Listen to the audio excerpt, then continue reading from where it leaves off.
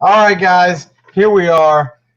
I told you guys we're gonna have a video with Lucas, and here it is. What's up, man?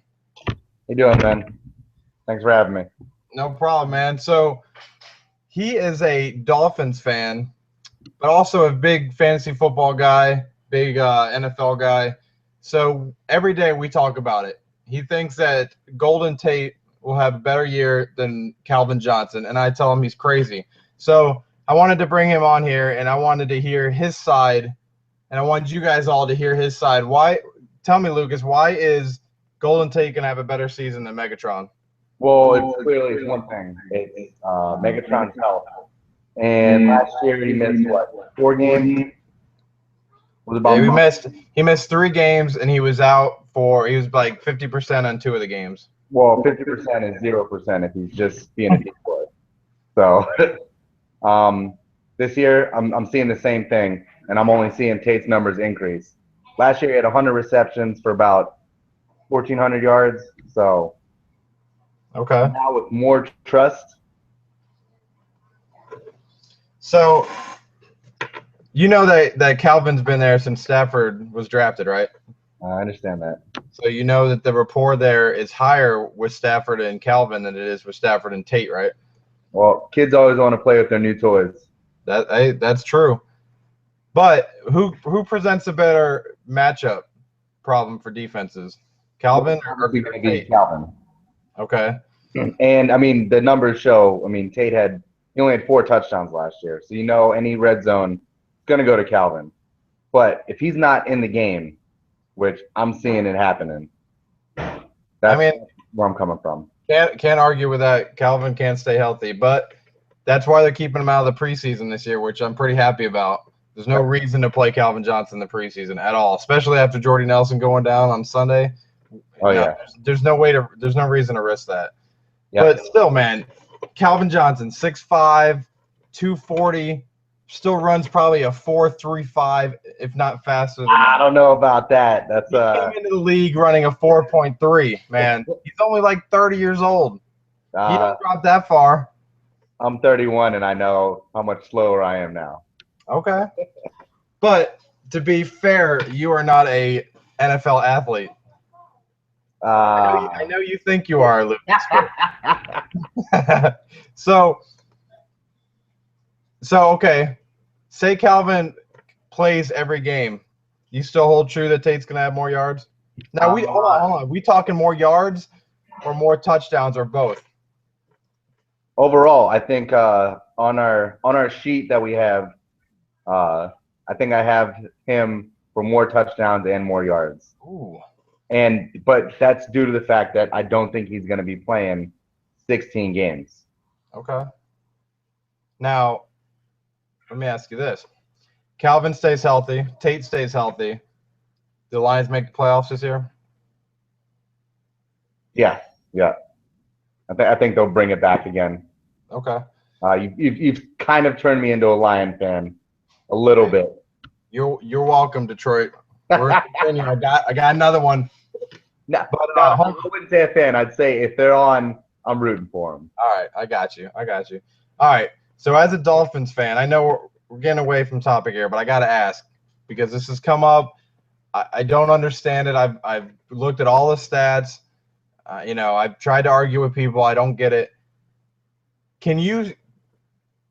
Are you a pro Minnesota Vikings? Do you think that they are a playoff caliber team?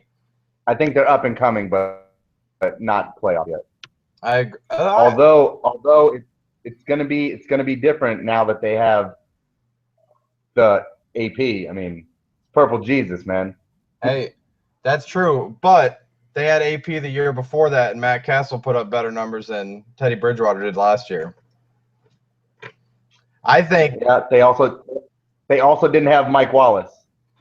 True, but you're a Dolphins fan, so tell me, give us a little insight up here in the NFC North about Mike Wallace. How was he in? Was it the scheme in Miami? Was it Tannehill not being able to get it to him, or was it he got the money and he stopped trying? It was him not getting the ball, Tannehill not being able to deliver the deep ball. Mike Wallace is a deep threat. You've seen him in Pittsburgh. That's what he does. He's a one-trick And pony. they would not give him the opportunity. Now, do you think Teddy Bridgewater has a better arm than Ryan Tannehill to be able to get the ball deep like that? It's hard to say because they haven't given Tannehill that option yet. They do the short dump offs. You mean Bridgewater? And what? You mean Bridgewater? They haven't given Bridgewater the chance? No, Tannehill. So how did They let Bridgewater air it out. I got what you're saying. Okay. Yeah. So my look at it is everyone says, oh, look what the Vikings did last year without AP, and that just adding AP is magically going to fix their issues.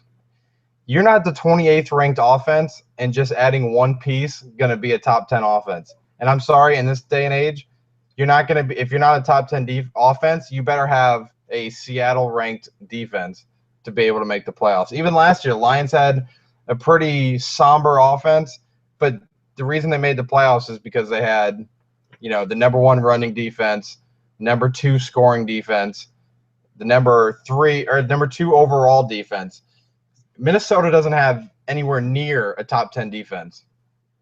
Well, so I think they're up and coming. I agree, but this year, and there's no way they're making the playoffs. No, not this year. But I would say their receiving core has picked up. Luckily, Cordero Patterson, which anyone that plays fantasy knows, he destroyed your team if you picked him up last year. Cordero Patterson, he's pretty much sunken in the depth charts. You got Mike Wallace now, and what is his name? Kyle Rudolph, the tight end. Nope. Well, I mean, Kyle Rudolph, yeah, he's healthy this year. That'll help. And I'm kicking myself in the butt for not. You talking about receivers for Minnesota? Yeah. You talking about, is it Jarius Wright? No, he's number 3. It's the number 2. And like I said, I'm kicking myself for not being able to remember. So, okay. All right, at least we can agree on that, because if you guys don't know, this is our first show here. Me and Lucas don't agree on anything. So the fact that we agree on this tells you that there might be something in the water there. But so last topic, we got to talk about Sue. You're a Dolphins fan, me being a Lions fan. I've had a couple of videos on here about him, about how much I loved him. A lot of Lions fans did. I wanted him back, but not at that price. Do you think – all right, we talked about this today. Or was it today or yesterday about the salary cap?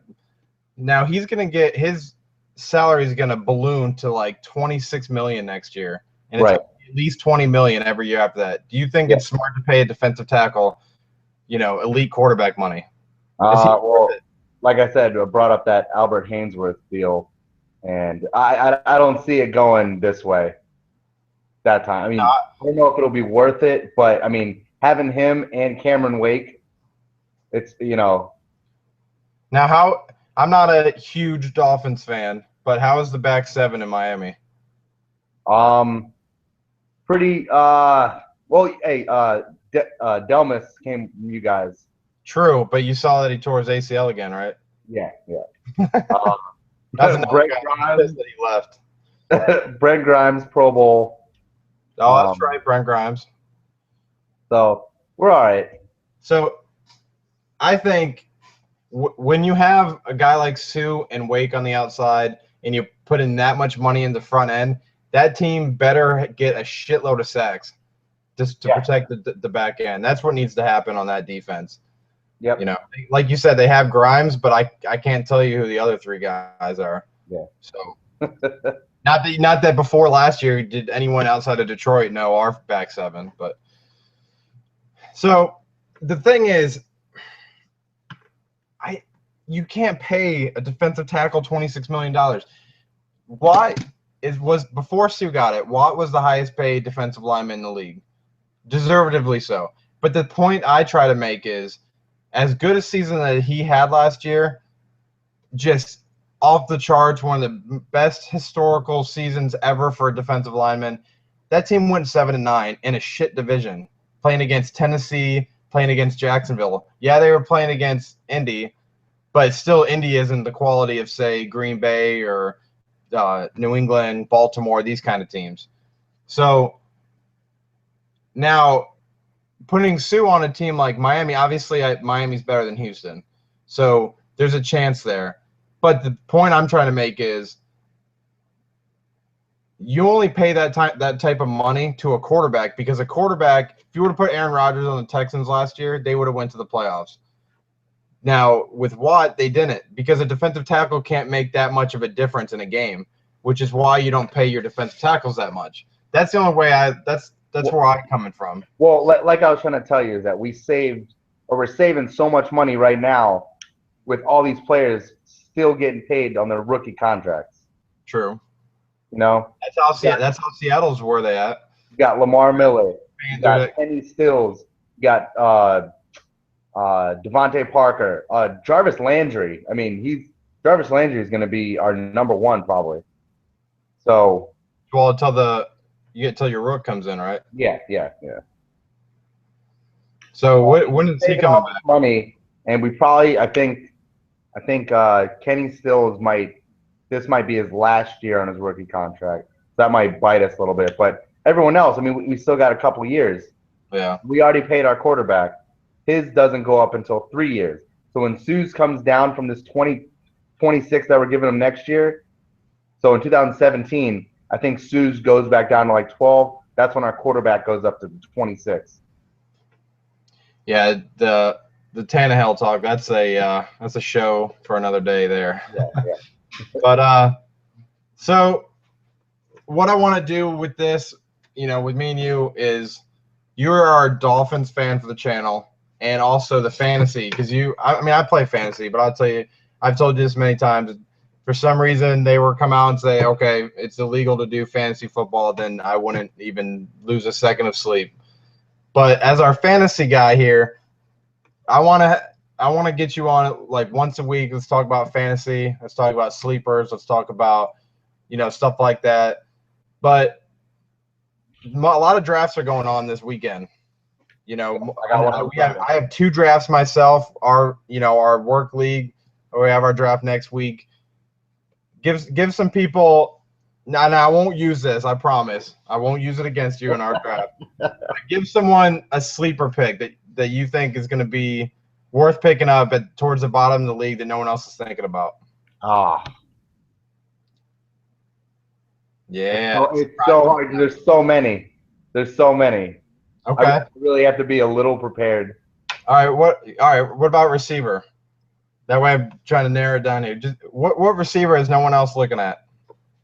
Probably Pierman for Baltimore. Baltimore, yep. Hey, yeah. Us in Detroit know who that guy is. His dad played for the Lions. I don't know if you knew that, Lucas. I did not know.